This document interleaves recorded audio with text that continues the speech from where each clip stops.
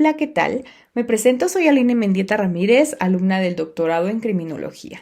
A continuación hablaremos un poco sobre el fenómeno arquetípico del bandido bondadoso en México. La religiosidad dentro de la cultura del narcotráfico a lo largo de las diferentes sociedades humanas ha permitido crear varios bandidos bondadosos. No fue la excepción para México.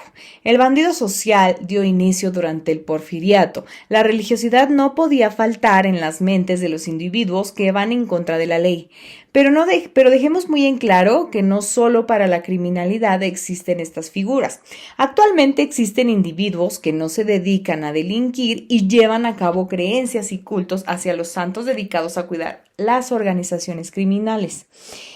Es una pura expresión moral de una sociedad. Los bandidos como él nos llevan a un culto específico dentro del universo múltiple de las creencias y prácticas vinculadas al narcotráfico. Al hablar de bandidos como él, me refiero en la diapositiva pasada que teníamos a Jesús Malverde. Mientras los líderes mantienen relaciones cercanas con la Iglesia Católica, la clase baja de la estructura criminal no se encomiendan a personajes como Jesús Malverde, la Santa Muerte y Nazario Moreno. Son cultos que suceden al margen de la Iglesia Católica, realizan las mismas acciones que el modelo católico: rezar, imágenes, peregrinaciones, se cumplen promesas, etc.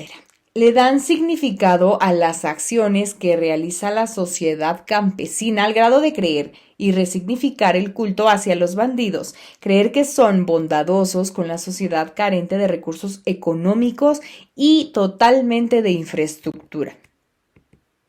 Decenas de creyentes hacen fila para inmortalizar el busto del santo de los narcos. Las carpas comienzan a poblarse con visitantes que arriban del país y del extranjero a Culiacán. La banda de música adereza la conmemoración, los asistentes visten y llevan tatuado a Jesús Malverde. Pende de los escapularios y lo cargan plasmado en la camisa. Arriban maleta en mano con una fe que se torna en fervor por el ánima milagrosa. Después de la Revolución Mexicana, que se dio en 1910-1917, las llamadas expresiones populares se convirtieron en un vehículo discursivo que permitió la formación de una mexicanidad, una especie de categoría ontológica de lo nacional desde la que se definía o se sigue definiendo el carácter propio del pueblo mexicano, a través de varios ejemplos de lo que considera típico y esencial de cada país. El narcocorrido. Violencia criminal. La violencia criminal se transmuta en estigma que afecta a la víctima, el asesinato se convierte en venganza, la violación tumultuaria se vela como levantón y se acalla como vergüenza personal.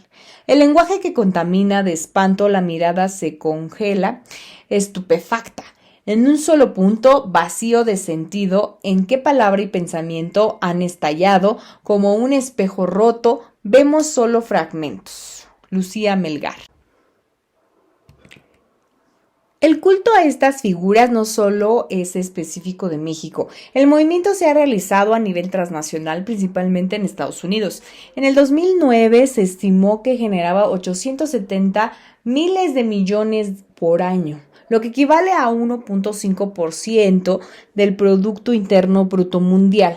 Las imágenes de ficción sobre el crimen organizado se encuentran muy alejadas a la verdad. Son redes delictivas organizadas, fluidas, que se benefician de la venta de productos ilegales siempre que hayan demanda de ellos. Los cárteles de la droga y las bandas latinas suponen un desafío a la autoridad estatal, México y América Central.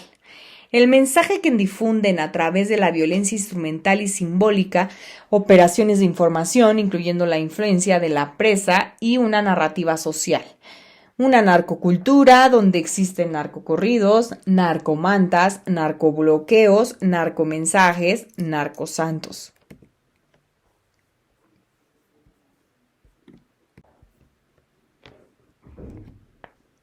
Los elementos claves de la modificación social y del medio incluyen veneración de narcosantos, violencia simbólica, que incluye decapitaciones y cadáveres con mensajes. Esto es poner un mensaje a un cadáver. El uso de narcomúsica, que son narcocorridos, y el empleo del medio social para difundir mensajes y otorgar legitimidad a dichos cárteles. Un destacado ejemplo de una banda que confecciona narcocorridos promoviendo las virtudes de los cárteles serían los Tigres del Norte. Como un grupo que lo siguen millones de personas, promueve este tipo de canciones creadas para narcotraficantes que están haciendo daño no solo a México, sino al mundo entero. El papel que juegan los medios de comunicación es muy importante, ya que le dan apertura a que este tipo de cultura siga creciendo y sea escuchada por más personas, mismas que le dan un significado a los símbolos creados en las canciones, en las imágenes, en las creencias que tienen hacia el santo de los narcos. Un ejemplo que vimos en la lectura y que habló sobre la historia fue Jesús Valverde. Pero hay muchas más figuras con discursos totalmente opuestos a los de la Iglesia Católica. Los creyentes luchan por un reconocimiento ante la Iglesia porque se valore que este tipo de adoraciones se consideren santos.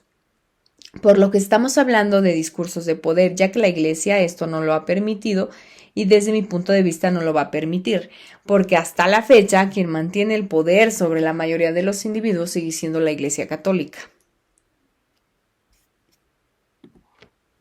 Y no digo que este tipo de cultura, esta cultura, sea mala, sino simplemente tratamos de analizar el significado que le dan el tipo de sociedad que es campesina, la que tiene más bajos recursos, la que no tiene la infraestructura correcta dentro de sus ciudades, dentro de las colonias, de las calles, de las casas. Es en donde este fenómeno se vuelve mucho más poderoso. El personificar los valores de la lealtad, la bondad, la valentía y la fe sobre un personaje que es oscuro y que se acerca a la criminalidad es muy interesante, ya que es un santo, un modelo de una conducta criminal.